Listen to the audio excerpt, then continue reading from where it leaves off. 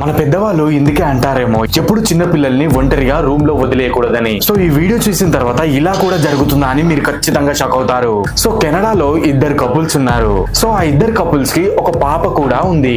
So ఆ పాప everyday అర్ధరాత్రి 12 గంటలకు లేచి ఏడవడం స్టార్ట్ చేసేది. విచిత్రంగా ఆ పాప చాలా భయపడుతూ కూడా ఉండేది.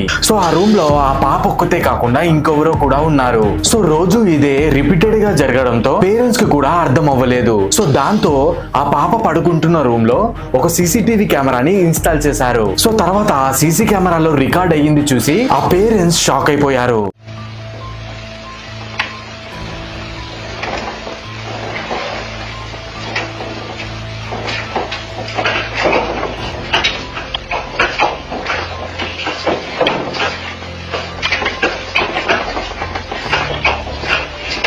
Hey, come here. It's okay, baby. It's okay. All right, stop.